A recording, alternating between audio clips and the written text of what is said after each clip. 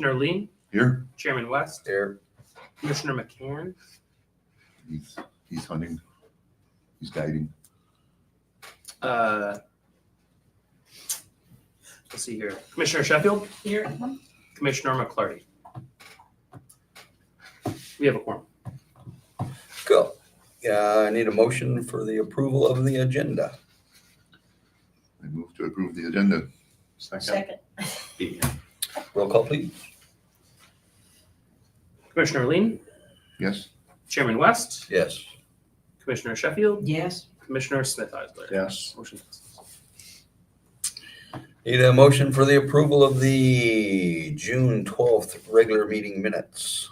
Any additions, corrections noted? I did the last one. Move to approve the minutes. Second. Roll call, please. Chairman West, Yes. Commissioner Sheffield, Yes. Commissioner Smith Eisler, Yes. Commissioner Lean. Yes. Motion passes. At this time, we'll turn it over to the citizens' comments. Do we have anybody who would like to address the Port Commission? State your name and social security number at the podium, please.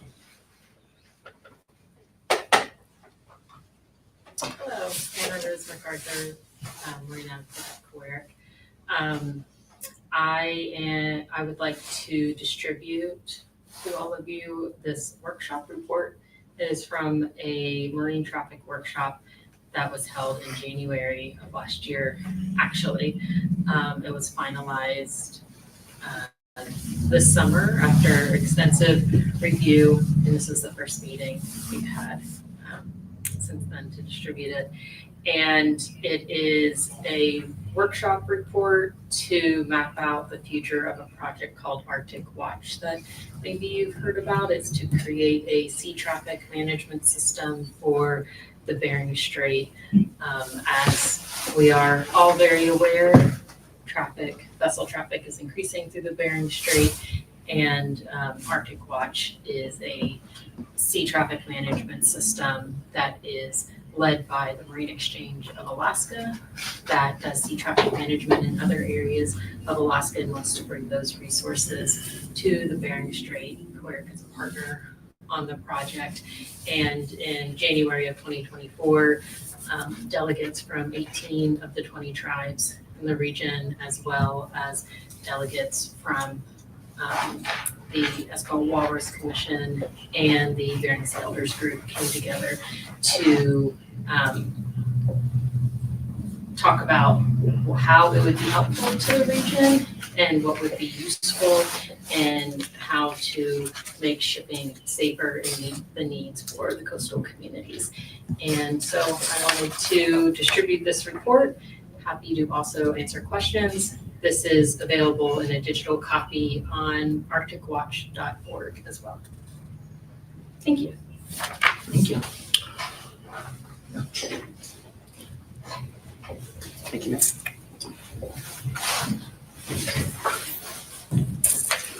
So you'll be back at the next meeting to ask questions then? Yeah. Yeah, happy to answer questions at a meeting or outside the meeting. This board, is it a board or is it just a commission? Was this, how did it come about? I mean, I know how it came about, but who's the main in charge? Alaska Marine Exchange? Marine Exchange of Alaska is leading the initiative, and then there are multiple other organizations, including COERC, that are core partners on the project. And there's work that's continuing to be done to take action on the recommendations in this report, and also to continue to build out useful technologies such as VHF receivers that have been installed this summer, and there's plans to install more next summer as well. There was one installed in, I want to make sure I get it right because I nervous about the camera. Kotzebue, and there's one that's being installed near Wales. They're working with the communities on St. Lawrence Island to find a place to install a receiver station there as well. And very open to how to make this a useful resource for the region. Cool. That's VHF, you said VHF towers? Trying to extend the Receiver range. towers. Yeah. Who's the main funder of the effort? Well, the main funding is coming from a congressional allocation that Murkowski champions. Like a grant type thing? Or is it, Mhm. okay. That's helpful, thank you. So yeah, my question was basically Nome Eskimo Walrus Commission, Bering Sea Elders Group, you got various villages, corporations, and that's what I was trying to get at is who was all involved in Yeah, this. So, this workshop was specifically targeted towards tribal delegates in the region. And there's continuing outreach that's being done to other organizations as well and municipalities. Sea Grant hasn't been contacted recently, is that, are we on part of the contact group? Or no? Unknown caller. You can do that. I just didn't know, okay. That's good to know, thank you, I'm missing anything. There's also on arcticwatch.org, there is a community enrollment link where you can enroll and receive more information about vessel traffic in the region. And also provide input on what information would be useful and how the tool can be more useful to the region as well. There's also on arcticwatch.org, you can see in the Bering Strait, the Marine Exchange of Alaska is making it free to anyone who accesses the webpage to see AIS data in the Bering Strait. And other areas of Alaska require a paid subscription to access that data, but in the Bering Strait, it's real-time AIS data that's being provided. But you have to sign up for it or just go to the You link. just go to arcticwatch.org. And you can see other layers as well, such as where sea ice is and marine weather alerts and other environmental conditions. You can see specific information about research vessels in the region. So I know with regular ALS, now you have to pay to Yeah, dig in to see who, that's what's cool about this program. Yeah. who actually the boat is or what they're doing or not what they're doing. But And it's being provided in the Bering Strait for free on this website. nice. So you can zoom in on Nome and see which vessel is which that has AIS. Which are legal and which are illegal. Chinese. They're legally allowed to pass on either side. Everybody's allowed to pass on either side in the strait. International Strait of Passage. Now, ask the Coast Guard where that begins and ends, north and south latitude. Nobody wants to pinpoint that. Thank you very much. Thank you. That's my understanding anyway. Thank Moving you, Andy. moving on to communications. Anybody would like to address the communications issue? Joy? The first one was from Gay, just about warm water temperatures in the Bering Straits. Where's that? Oh, that was to Tom, Yeah, LAPC. But the, all your stuff shows up. Yeah, Oh, good. Rick Toman's Yeah, it's Rick water Tolman's. temps. But those are Found it very interesting. we kind of spiked with a 40-year high. That's satellite data averaged 5 to 25 miles south of Nome. And that was in the, that's like 16 plus centigrade. Mhm. So we will be on the move for tuna out here. We'll have tuna boats. Keep that going. Yeah, it's 63 degrees, I think it was. And then we went down and measured just the temperature here, and it was 60 right on the beach. So it was in the surf. And then it's come down. It came down when we had wind events, and it brings that, mixes the cold water and the hot water on top together. But ultimately, so it looks like it's, it's getting less warm, but ultimately it's stirring it in that heat. Mhm.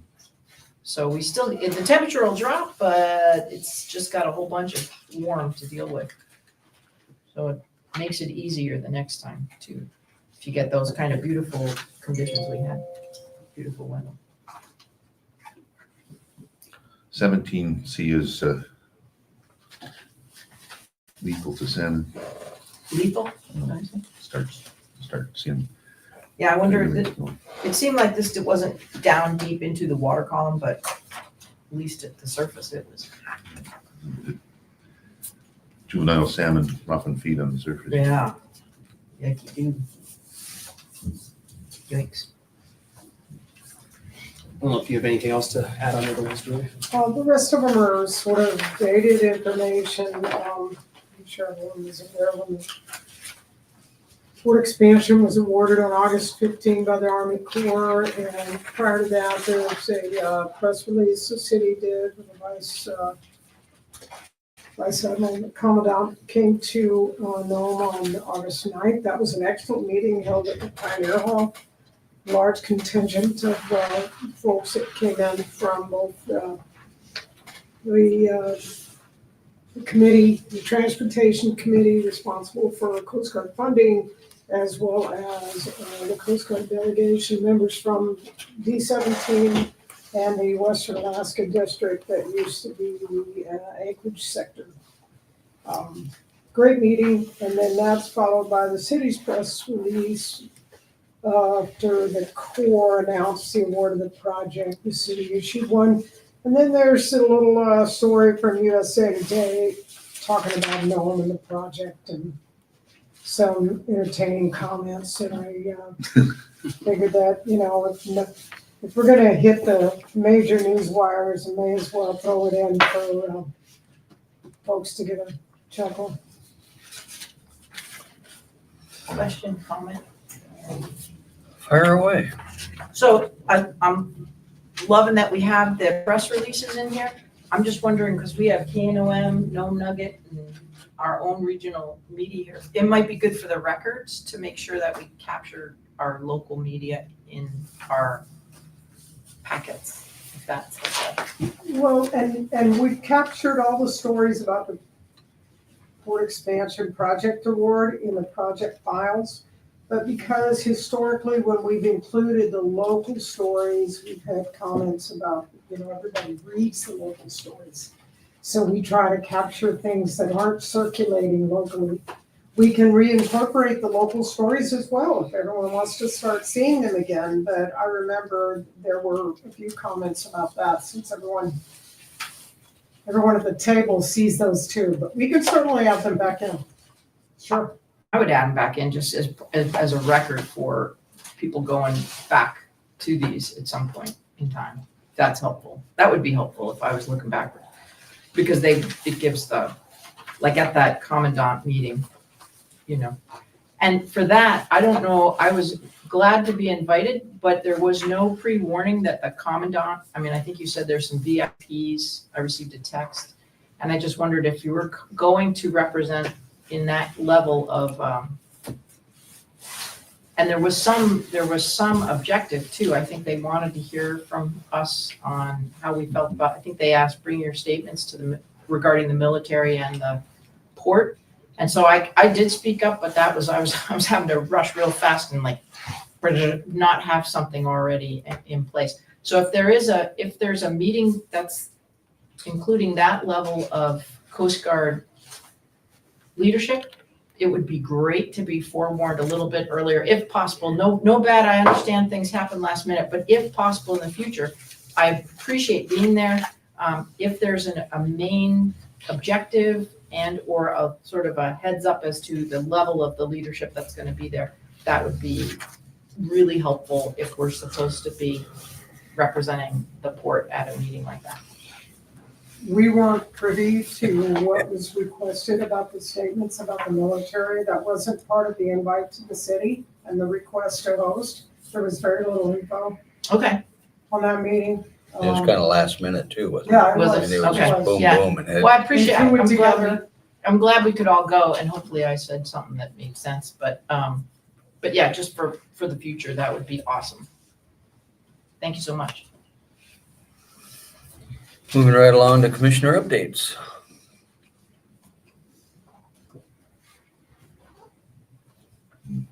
Who goes? Moving right along. You fire away. Commissioner update, I was at a US Coast Guard meeting that was, that included the commandant, and that was great to see that, to be involved in that level of leadership when they came, and was able to bring Kelly Miller, who was my intern under Sea Grant funded by the US Marine Mammal Commission, and she's also representative of the US Arctic Youth Ambassadors. So that was a big experience for her to sit there at the table and sort of take in all that was going on and see that level of meeting. So thank you for that. And I think that's it for right now.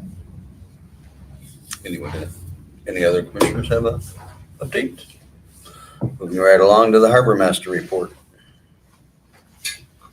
My fourth quarter F25 report is in here. Won't read the whole thing off, but we've just been busy season start, middle, and we're reaching an end.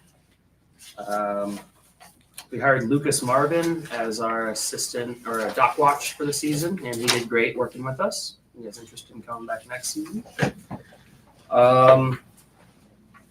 Number of large rock haul projects going on all season. Everyone's probably familiar with the Bryce project. Early in the season, they were doing a haul to Shishmaref. Now they've been working on the one to Barrow. They had 3 vessels at one point in time doing round turns. They're starting to slow down on that now. A couple of them are getting ready to head south, but one of them I think is going to do another trip. Cruise was bringing gravel to Shevac, Bering Pacific to Shaktoolik, and that's just kind of wrapping up. I think they took their final loads today. Let's see here. The Barrow project's a multi-year project, so they've been taking up lots of space on Thornbush. Pretty much, I forget when the first barge was, mid-July, right? July 20 something. Since then, the rest of July and pretty much all of August, they pretty much monopolized the middle dock all season. Been very busy, always having somebody in there loading rock, which has been nice, keeping things busy. The rock, we had the Titus in here. That was the big ship that came into Demo Rock Creek Mine to Nicaragua. That was planned 5 days at the dock, and it was, I think, 14 days we ended up having them. It seems much longer than that when I look back at it, but I guess it was only 14. But during that time, we provided 24-hour security while they loaded and unloaded the ship. But we finally got them out of here successfully. And we were able to do the security by hiring some more local security staff who had twit cards, which was a great help. So Did they leave stuff behind? they had to leave, I think, 4 or 7 containers. Yeah, 7 containers to get the ship back into balance. And Alaska Marine Lines is hauling that stuff to Seattle. And from there, who knows? But yes, we were able to get them out finally. So that was good. In the report here, there's just a list of all the cruise ships we have had for the season in the report. There's 2 left. On September 23rd, we're going to have the Sylvia Earl at the docks. And then on September 25th, we'll have the Le Commandant Charcot at anchor. Both have about 300 or so passengers. So not a tremendous amount, but those will be our last 2 for the season. That was 11 total for the season. The Westerdam, which was our first one, broke our record for the most passengers in one trip in. It was about 1,710 guests. So that was a very, all in one day. That's surprising. Some of these smaller ships with only 500 or 600 will sometimes be overnighters and do it over 2 days. So quite impressive, but I think for the most part, everything went pretty well with that. And at the landing site, since everybody's tendered, we got lots of time to visit with folks while they're there, wanting to talk about town or with different questions. And we got a lot of good positive feedback, second year in a row. And it sounds like the sister ship to the Westerdam's looking to come next season. So, and as of right now, we're looking at 13 cruise ships next season, but I was told that was a plus or minus 3. So there's still some questions on that. We are starting to slowly wrap towards the end of the season. Number of our large dredge craft have already gone south this season. A couple more are prepping to go in the next few days. And then, of course, we've got 1 or 2 that are wanting to stay until the ice forces them out. So that's always interesting. Let's see what else. We just finished up our last fuel transfers of the season. That's been a busy week. We brought in about just under 2 million gallons for Bonanza, almost 1 million for Crowley on the first load, and then a second load after, 2 million for NJU, and then a small amount again for Crowley. Each one of those was about 48 hours of pumping. So lots of middle of the night shifts, and thanks to the public works crew for helping out with those. Good pumps.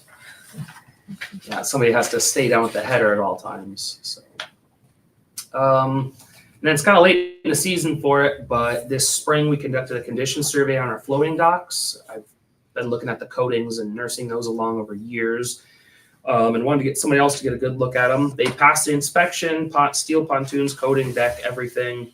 We'll do the inspection every 5 years. Our coatings are holding up great. Gave us a few suggestions on a few spots we could hit a little more. And other than that, I was happy to hear those are in pretty good condition. We were able to do it in the first half of the inspection when they're out of the water this spring to get a good look at them. And then we completed the repair work to the fuel cargo lines underneath the Causeway Bridge. When Bristol was under there doing their coatings to the girders for the core, we were able to access on the scaffolding and get most of the coating and sandblasting work done. So that was a big blessing being able to use that. Yeah. Other than that, just I guess one other thing now that we're using them more, high mast lighting. We got new high mast lights on the outer and inner cell and have them aimed so they cover light on all 3 docks, which is nice, until we get the middle pole fixed, the lowering device. But working really, really well. We've been using them the last couple weeks when we're doing night operations, and they brighten things up great. So it's good having those back again. Other than that, that's really all I have, unless you guys have questions. With the award of the project Kiewit, I would imagine there's a effort to start cleaning up the Garco area and other areas that need to be addressed as Been far as. ongoing for 2 seasons, yes. Okay. We're in talks with them right now about who's gonna use what at what period. Because we have to make room for once they evacuate the area, that they get to have pretty much the whole shop area, correct? Yep. Any other lay down areas? The beach, between the breakwaters, the Doggers, With all the wood on there? not west, between, Between? Yeah. the Oh, west of the channel. We were actually I was on the phone with them today about areas and periods of usage and who's gonna use what. We're still trying to sort that out. Quick question. For the passengers, so it looks like, I'm terrible at math, but we'll probably have about 5,000 people that came off these ships or so. Something like that, times $5 head tax. Are we still on the head tax charging everybody? Yeah, it's a $5 for all inbound passengers, 5 outbound. Right. Or no, Caitlin. It's $5 for passengers inbound. And then $250 for the facility fee? Okay, even better. Total passenger count.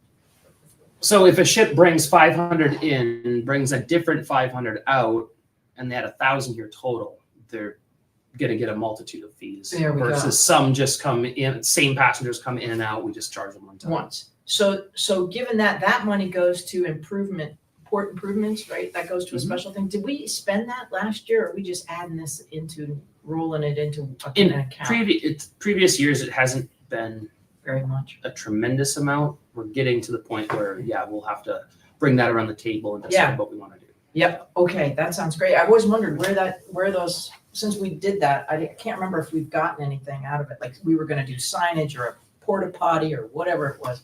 Yeah, So we are thank- looking at these bigger commercial pop-up pavilions or tents that have like, you go to a convention or something, they'll have like your logo on it and a spot. About half of the cruise ships, when they come set up the landing site that tender in, they bring their own and pop Right. it up and give the people a place to stand out of rain, but there's never enough space. Or like life rings or Yeah. something, we can think of all kinds of things. So Yep. thank you, that'll be a wintertime discussion maybe. And then also we get a head tax from the state, correct? Yes. It and that depends on how they come in, how many Sure. stops they make right. first. And then the first 7 ports. Right. And then the number of passengers, you get $5 a head for each of the passengers if you are within the first 7 ports that ship stopped at. Sometimes it works for us going north. Usually it's a southbound benefit. That revenue is restricted to cruise ship related infrastructure projects. It's just not adding up to very much, so it's a limit to what you can do. But we've also targeted using some of our local in a combination to achieve something. Because the state funds are not significant yet, like the southeast ports. They say a significant amount of money. It's building, work in progress. And then my last question regarding the port would be, just seen that Norwegian fella and the solo girl, that wooden sailboat, that was a beautiful thing to see. Did you see that? It seems like we have so much more traffic this time of year than in the past. Have any requests for are there any others coming out of the north that are I would call recreational? Yeah. Okay, interesting, So when thank the you. first sail, there were actually 2 solo female sailors that came through on their own separately. Oh, well done. Yeah. Cool. I think about 3 or 4 days before Ella, the last one from the UK, came in. Yeah. There was one a few days before, but she only stopped for about 4 or 5 hours and then continued on. Yeah, I think there were like 11 going through the Northwest Passage total. We've probably Wow. only seen 2 of them are motor yachts, so not sailing vessels. Fiberglass, I was like, Jesus. And then I think we've only seen maybe about 4 or 5 of those, maybe something like that. 4 or 5 of them. Some may just pass us by if the weather's great Right, and zoom on through, Right. but a few more are still expected to come in. thank you. It's just interesting when things will close. I think Skuliak comes in on the 15th to pick up a cruise. Yep. Yeah, of October to pick up a cruise and head north, so. And we're gonna be having, from what I understand, we're gonna have cargo barges all throughout the first couple weeks of October. Isn't that something? Well, I was gonna bring that up. Bowhead's Yeah. scheduled a late sailing into September, should be here 1st of November or latter part of October. Yeah, they. Weather permitting. Bowhead called today and Wow. mentioned that they'll be here. He wanted to be here like mid-October, like October 10th through 15th, somewhere in there, and he wanted to know what I thought about it. So it depends on the storms, really. It's the weather. Weather permitting. Yeah, I told him historically, I don't think he's gonna have to worry about ice, but weather is another story. So you're noticing that later. Yeah, Like seems to my ears, that sounds like late. I think a picture popped up in my phone. You know how your phone will be like, "Hey, this time last year," Yeah. and it was a picture of like November 1st, and there was a whole bunch of dredges in the harbor still. There was Yeah. ice around the edges. There was ice, but there was a lot of guys in the water still. Yeah, isn't that something? All right, thank you. Any other questions? Did I see a dock repair project out to bid not too long ago? Mhm. Was that for the West Gold Dock. West Gold repair. Dock. Yeah, the corner that the rolled Amundsen poked their nose into. Yeah. Zero bidders. When's that, or did that, Zero bidders. oh, okay. So we put it out there, put the feelers out. Nothing. So now what? We're pursuing a couple of other avenues. Yeah. We're most likely gonna rebid in January when everyone's not so swamped and there could be more interest. If Try to do that a spring fails repair. to attract any bidders, then we're gonna pursue an in-house P&D combined repair. Effort. Just to get it done, so we don't leave it sit another season. Is that just, it's not driving a whole new sheet pile, it's just. It's cutting out sheets that are damaged and splicing, welding new ones in, plating it. But having to remove material. Yeah, we'll do have to that. backdate, pull the material back to access it. And then it's kind of a better spring job anyways, because of the weather, gives you more time to do it. So hoping we get some bidders on that. How's that? Moving right along to the project manager's report.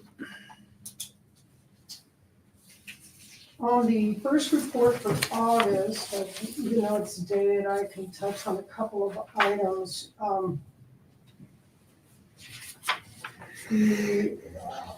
Obviously, it talks about the award of the project, but everybody's aware of that.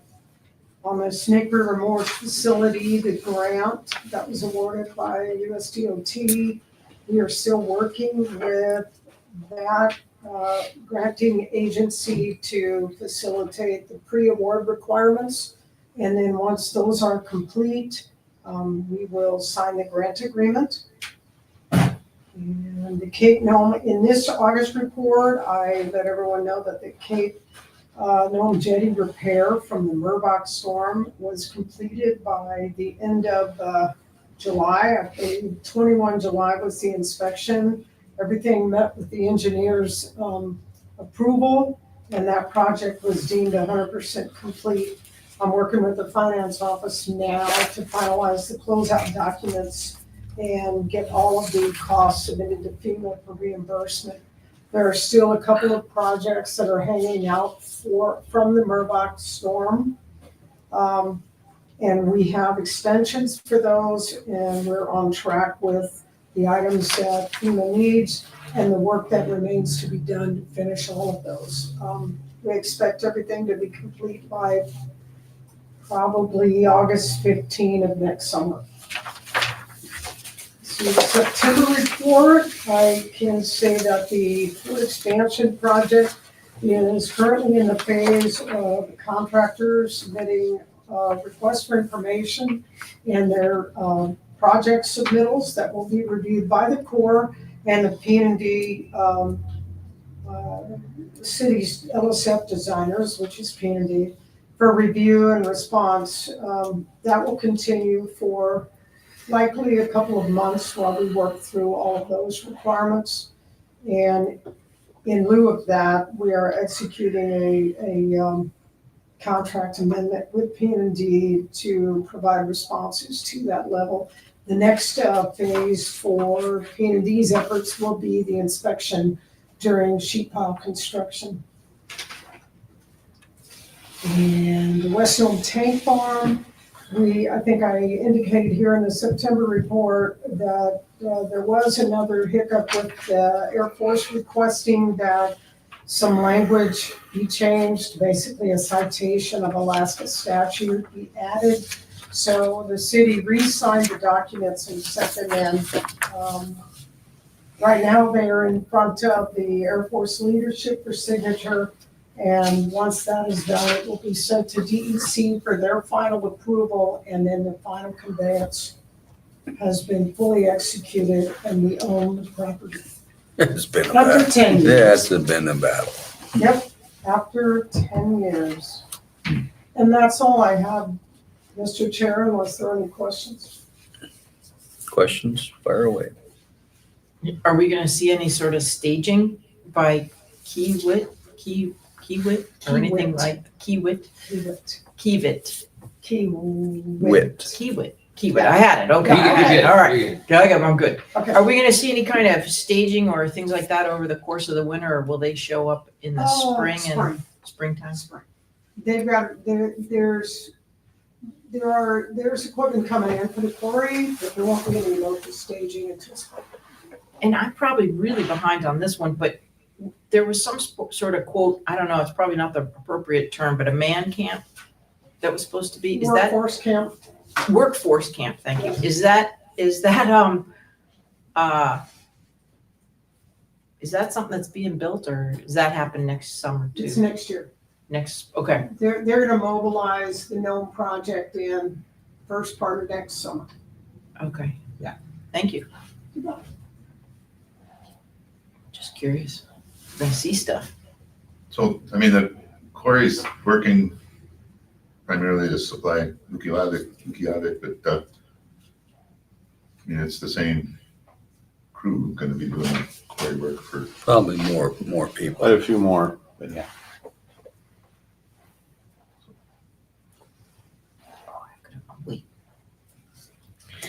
All right. No other questions? Not at this time. I think we're going on a, All righty. Facility operations presentation. So we can Mr. just- Chair, Going on a field recommend that we complete the agenda real quick and see if there are other citizens' comments, commissioners' comments, and we can end the meeting in 1 or 2. Is it sunshiny out or what? Oh, No, I've but seen it is you out there 6:08, without so let's sunshine. get going. Let's get going, yeah. Any other citizen, comments from the gallery? Seeing none? We'll motion for Commissioner comment You guys- commissioner comments. for me. I hope we can keep on a more regular meeting schedule. It's great to see everybody. Charlie? yeah, I've been pretty busy myself, but, I'm glad we met. And I want to read this thing and stew on it a little bit. I think it's a good idea, but I just don't understand. I have none. I guess we'll adjourn the meeting and go on our facilities tour. I need a motion for adjournment. So moved. Second.